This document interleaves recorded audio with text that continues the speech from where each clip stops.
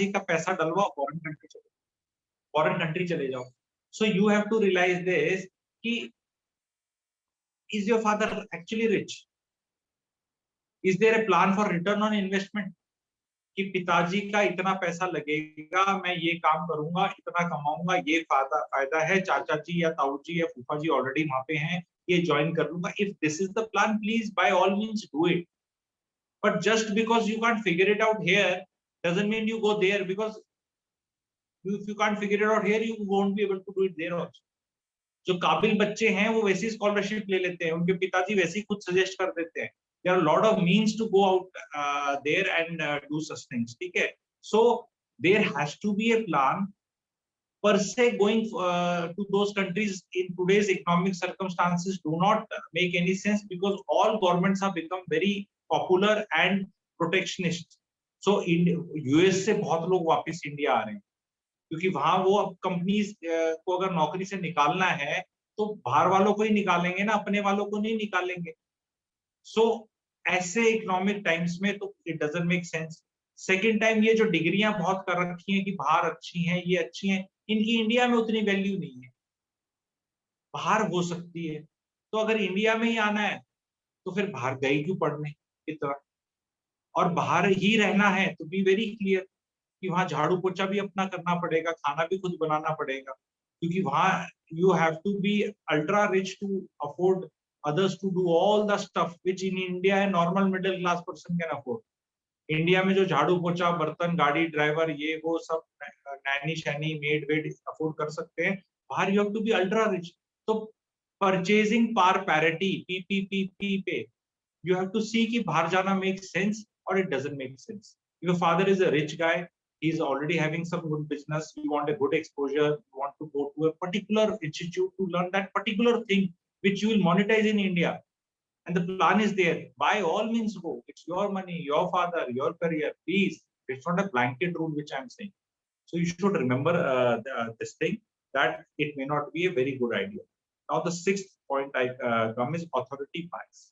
India में है ना, कोई भी अथॉरिटी, इंडिया के वर्ल्ड में भी है, अथॉरिटी अगर कोई बन जाता है तो उसका एक बहुत बड़ा bias. Everybody, nobody questions the authority, and उसमें बहुत लोग अपने परफॉर्मेंस कैसी भी रही हो क्वेश्चन नहीं हो पाते.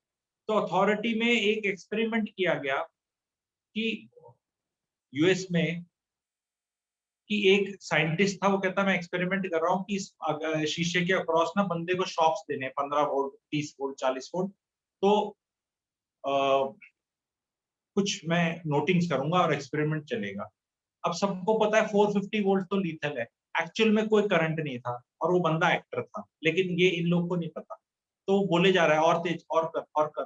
तो जब 100 हुआ तो बंदा तड़पने लग गया, चिल्ला रहा है, पेन में हो रहा है. वो बंदा देख रहा है उसको कि यार ये क्या हो रहा है, पर ये बोल रहा है no, you have to continue, ये एक्सपेरिमेंट के लिए इंपॉर्टेंट है, come on, give more, give more. तो 95% लोगों ने क्वेश्चन ही नहीं किया उसको, मरने को तैयार है अगला बंदा, क्योंकि इसने कोट वोट पहन के बैठा हुआ है, भाई साहब एक वहां बैठा हुआ है. तो ये चीज, being a pilot, I know that cockpit के अंदर जो जहाज है आपका, वहां पे कैप्टन सबसे बड़ी चीज होता है, पर कैप्टन का गलत decision has responsible for so many crashes in aviation history.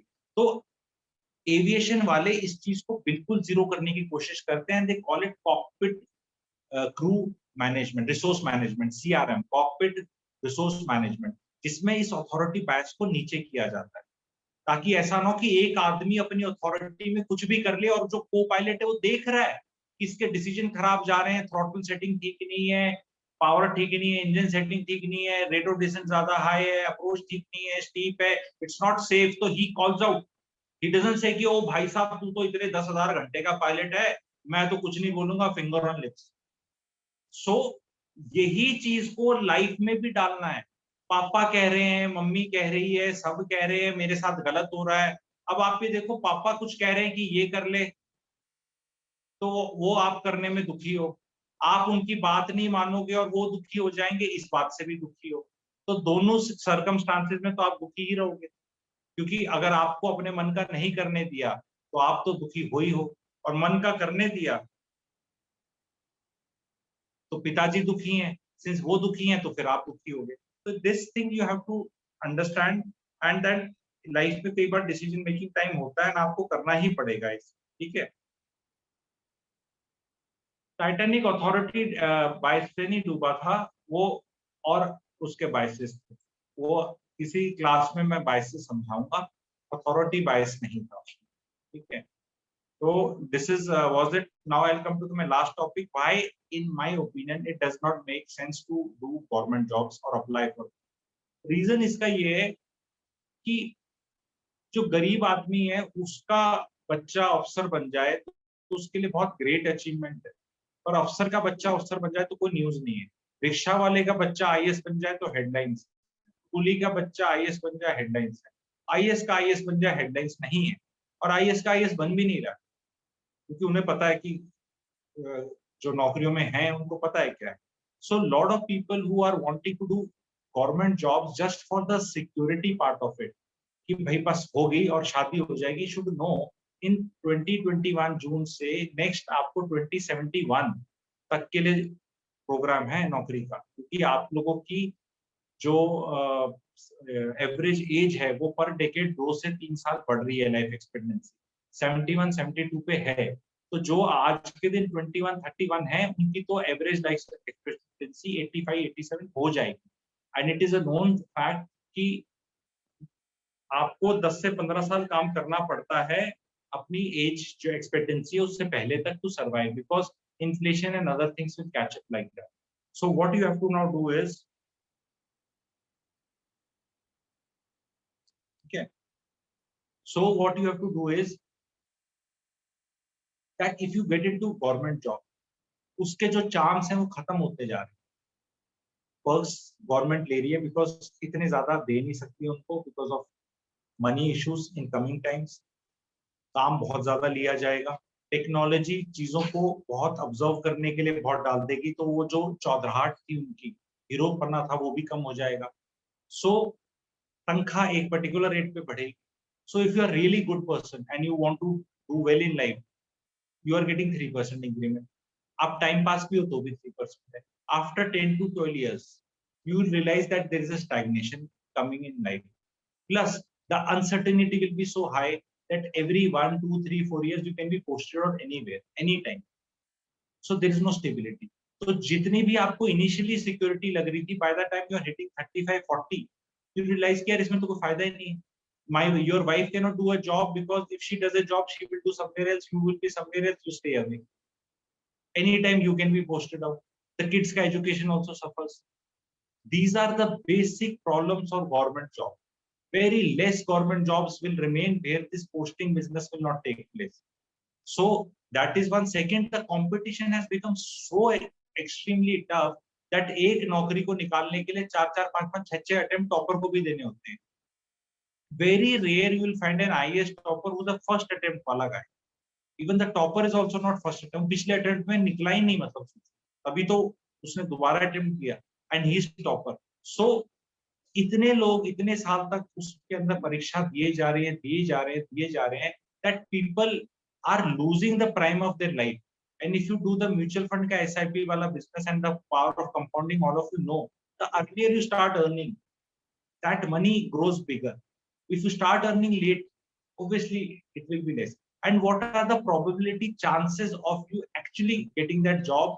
Because 10 lakh people are coming into the job market. And this competitive exams for government का problem ये है कि अगर आप बोर्ड के एग्जाम देते हो तो केवल आपके 12th के बच्चे ही अपीयर कर रहे हैं, लेकिन इन कॉम्पिटेटिव एग्जाम को MSc का भी दे सकता है, BSc का पास वाला भी बंदा दे सकता है, जिसने 5 साल पहले कर ली वो भी दे सकता है। So whole India is already competing. 10 साल के स्टूडेंट्स कॉम्पीट कर रहे हैं, 10 इयर्स के। एक बोर्ड का एग्जाम है तो 1 साल के स्टूडेंट ही कॉम्पीट करते हैं 12th के बाद जो एग्जाम्स होते हैं। सो जस्ट इमेजिन कि जो आपका IIT और PMT था उससे भी कितना डिफिकल्ट हो गया ये वाला पेपर, क्योंकि इसमें तो केवल 12th और 1 ईयर का ड्रॉप आउट होगा। नोबडी 5 साल पहले का बच्चा तो कोई नहीं देता ना कि 12th पास करी थी मैंने 5 साल पहले। तो रिजर्वेशन का what I will tell for everybody is, आप रिजर्वेशन 0% कर दो चाहे 100% कर दो, जॉब्स का problem will not sort out. It's a emotional thing. You calculate the jobs in UPSC in last 10 years, they've been going down only. So they are not increasing. All jobs of government are going down. And the अगर उसमें अगर मैं 100% reservation कर दूं, let's say, तो जितने भी ये तबके के लोग हैं जिनको रिजर्वेशन चाहिए उनका भला नहीं होने वाला है। और अगर मैं 0 कर दूं तो भी जिनको नहीं मिल रही थी उनको नहीं मिलेगी, because numbers are very meagre. आप ये मत सोचो कि रिजर्वेशन 0 कर दिया तो आपकी लग गई। The competition is so tough, the vacancies are so less, 12 lakh people appearing in IAS exam and let's say 150 are becoming, so now they were 75 reservation की वजह से, now it becomes 150 to the mathematical analysis की कितना chance तो 100% हो गया, theory के हिसाब से बड़ी खुशी होगी, लेकिन प्रैक्टिकली कितना हुआ percentage wise. So 99.99 was not getting selected, so now 99.9899 will not get selected. So use this thing. Reservation has got nothing to do. Reservation making it 0%, it's a emotional thing, nothing else. It's not a practical thing. इतनी jobs है ही नहीं। Group C and Group D की jobs वैसे भी खत्म हो गई, ठीक है? So I will whatever I had to cover, I have finished. Specific questions if people have, I'll be happy to answer, ठीक है? So